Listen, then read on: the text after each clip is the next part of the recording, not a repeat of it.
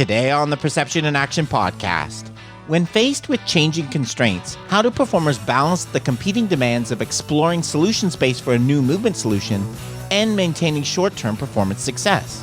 So it's time for a call to action. Hello, and thanks for joining me. This is Rob Gray from Arizona State University. I've been on a now over 25-year journey as a researcher, professor, and high-performance consultant to understand how we acquire and adapt our perceptual motor skills. Welcome to the Perception in Action podcast, where I discuss how psychological research can be applied to improving performance, accelerating skill acquisition, and designing technologies. If you're a coach or an instructor, my goal is to help you bridge the gap between research and application, and to connect your experiential knowledge with skill acquisition and motor learning theory. I want to help take you from using practice design recipes to becoming a master chef who can manipulate the key ingredients to come up with your own innovative training methods. If you're a student or fellow academic working in the skill acquisition field, I hope to keep you up to date on the latest studies and help you get to know the people working in this area. Finally, if you're developing training technologies, I hope to help you incorporate good motor learning principles in your design, pull out key performance metrics from the data, and design effective studies to evaluate your product.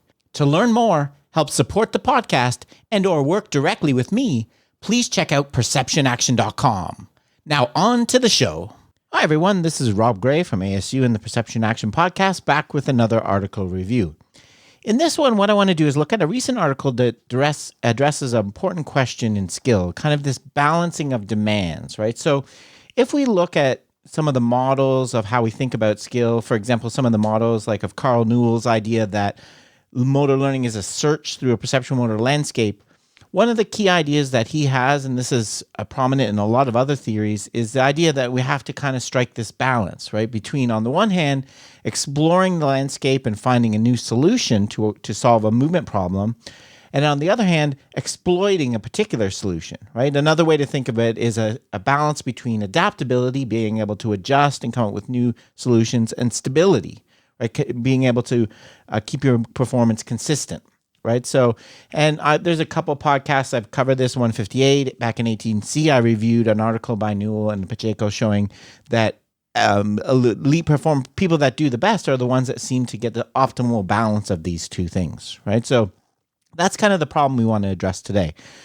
Another way to think about this is in terms of constraints, right? We have our three types of constraints in our constraints triangle. I really like the way that kind of Franz Bosch tends to represent it as ripples flowing out, right? These constraints interact, right? So we need to satisfy multiple constraints at the same time. Right? We have task constraints, individual constraints, environmental constraints, and the article we're going to look at today is kind of framed in that vein. So the article I want to look at today is one published very recently by Crowther and colleagues in the Journal of Psychology of Sport and Exercise, and I thank them for sending me a copy. This just came out. Just coming out now. It's kind of in preprint form, and this is looking at cricket, spin bowling in cricket. And the framework for this is the main idea they want to kind of emphasize is that one of the things that a cricket bowler has to be able to do is adapt to different environmental constraints in terms of changes in the pitch, right? In particular, in terms of the content of the soil, whether it's made of clay, sand, or silt. What this is going to do is create different reflection bounce properties, right? In cricket, I think most people know you bounce the ball as you pitch it. This is going to change how high it bounces, the speed after the bounce, the spin it creates. So to be a good bowler, when you play what's called test match cricket, you often play in different places. You have to play in different countries with very different surfaces. A good bowler is going to have to be able to, excuse me, a good bowler is going to have to be able to adapt to this, where they're going to need to somehow changing their movement solution to adjust to these different environmental constraints. Another way to think of this is you're not familiar with cricket. Another really common example in sports is tennis, right? If you're an elite tennis player and you want to win the Grand Slam, you have to be able to play on grass, hard court, and clay. You have to adapt your movement solutions to these changing environmental constraints. And One of the things they address and kind of the way they frame this trade-off is in terms of learning versus performance, right? So in motor learning, we tend to dichotomize these things, right? We have the performance learning paradox we always emphasize when we talk about motor learning, the idea that what's happening in practice is performance in the moment, how well you can do in practice, which might be quite different than what you're learning, how you're improving in the future.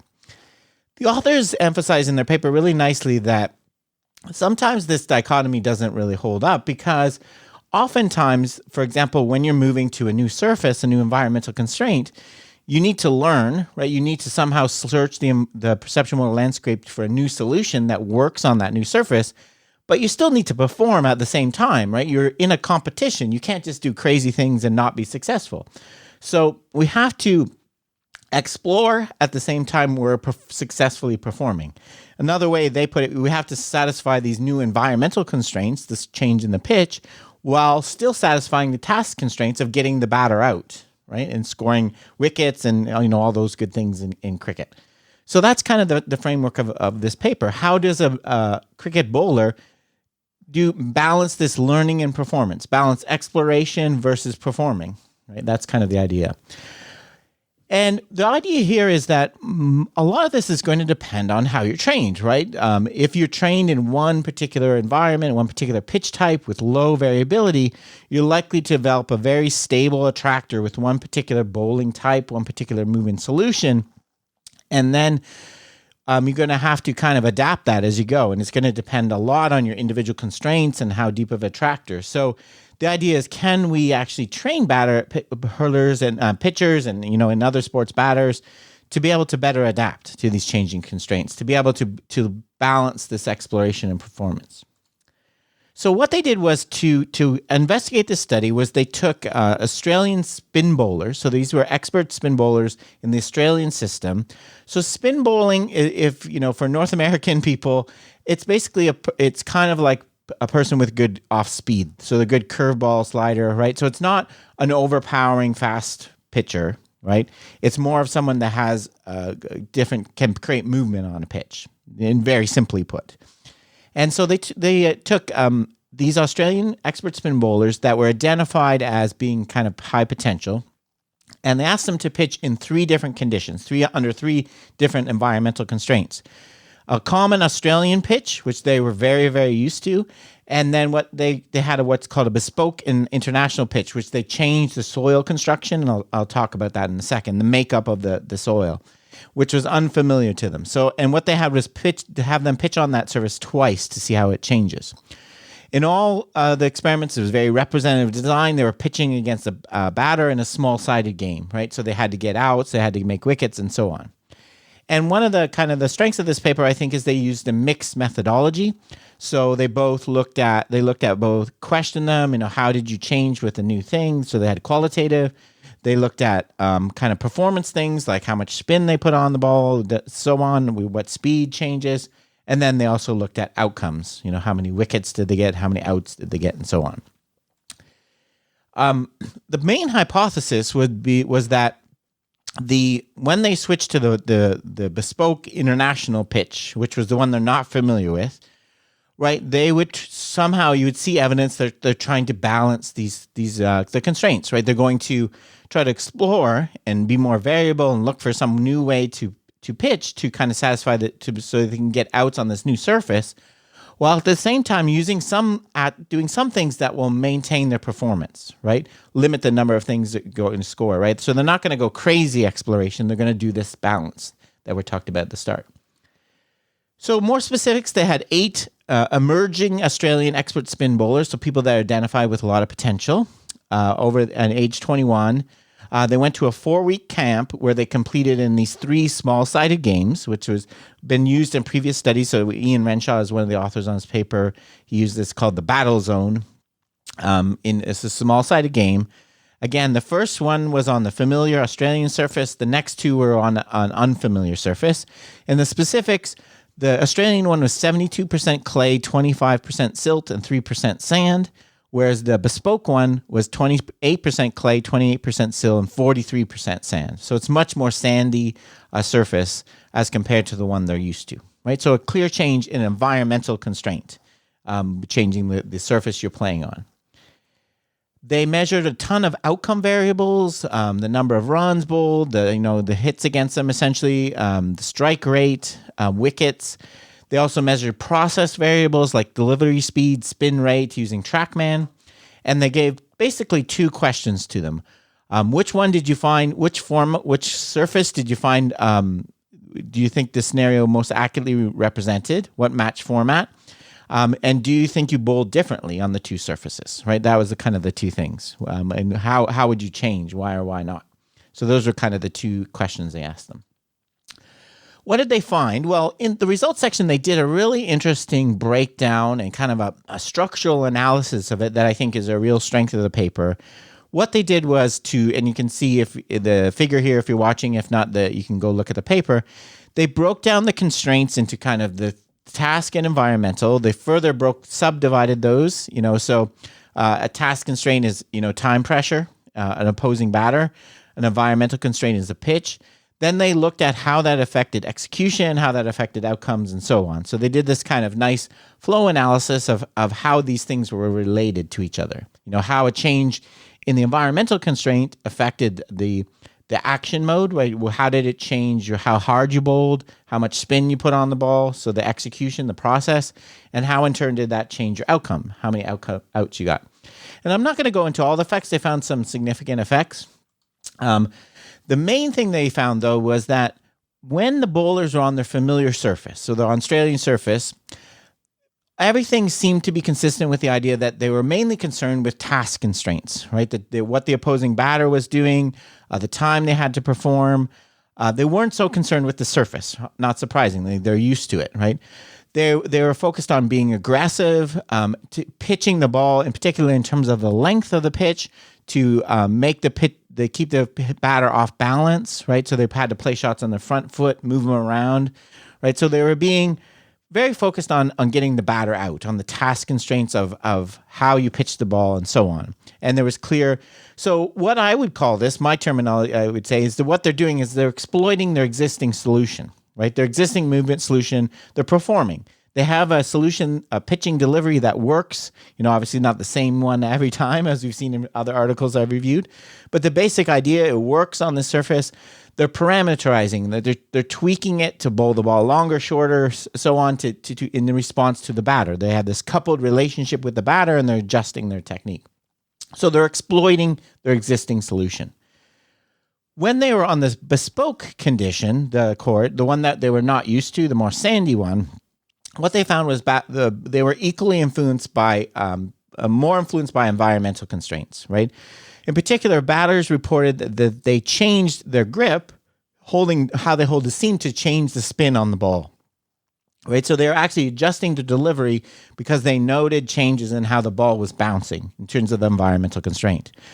But at the same time, they also were taking into account task constraints. So they're doing the same kind of thing with moving the batter around, in terms of relating it to other things I've talked about on the podcast.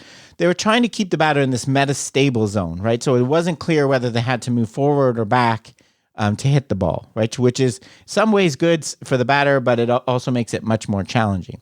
So on this new pitch, there was evidence they're both exploring, right? They're changing their grip from way differently to what they use, and exploiting, right? And changing the depth of the ball and things like that to take advantage of their existing solution. So they seem like they're doing what the authors hypothesized, this balance of learning, trying to explore and get out there and find something new, in particular, a new grip on the ball, and performing, actually getting the batter out. Right? So I think that's a really interesting finding. And so the authors conclude that when the batter, the pitcher, the bowler was used to the pitch, they tended to use overspin. When they got an unfamiliar one, they're using side spin. So they're exploring different solutions with the change in environmental constraint, right? And the interview and everything else seem to agree with this, right? They're devoting more attention to the surface, how the ball's reflecting, how it's bouncing when you change environmental constraints, while at the same time making sure they take into account the task constraints. So there's evidence of this balance, and this is really obviously really important to give batters all athletes practice with doing this, right? Practice with not only changing constraints, but changing interactions between constraints, right? I think that's an important thing we need to think about sometimes, not just how one constraint is affecting thing, how is it interacting with another constraint? And a great example of this also is in equipment scaling. Right? When you reduce the size of a tennis racket, you're changing the interaction between the task constraint of hitting the ball over the net and the individual constraint, right? Because of the smaller racket. So I think this is a really, really nice study. I think this is a really important thing to start to move towards, right? Going beyond basic constraints manipulations and seeing how people adapt to changes. Also, how would they maintain this question of how we achieve this balance and how we achieve this trade-off, I think is critical for understanding skill. My one kind of limitation I would point out, and this is something that I struggle with a lot too in my own work, is the methodology, in particular for the data analysis, in terms of comparing, for example, the speeds of pitches in the different conditions or the spin rate. The authors use very traditional group level statistics, right? Particularly they use analysis of variance. With only 8 participants, I'm surprised that didn't really raise a red flag with reviewers, right? That is, it doesn't seem like a good fit for this. And so I think more individual level, different types of analyses, I think we need to start moving towards beyond the traditional group ones. They're really not a good fit for when we're going to understand how someone adapts to individual constraints. I understand, I understand this pressure of trying to fit in with traditional ways we do research and the traditional stats we use in sports science. It's a difficult challenge. And it's something, as I said, it's been a real challenge for me in my career. How do I change from what I learned, these group level analysis of variance, to something else, right? That's a better description, right? Doing an analysis of variance with 8 people really doesn't seem like an optimal way to do statistics, right? I think it would raise a red flag for a lot of people. But overall, as I said, I think this is an excellent study. I would encourage you to have a look at more of the details.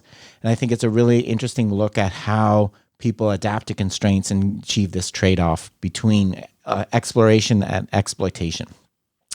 So that's it for today. If you enjoyed this and you got some value out of it, I would appreciate if you want to send me some value back in terms of supporting the podcast. You can go to patreon.com/perception-action, support some of the new things that I'm going to have coming out, get some bonus materials like written transcripts and monthly meetups. And thanks for joining me, and cheers for now.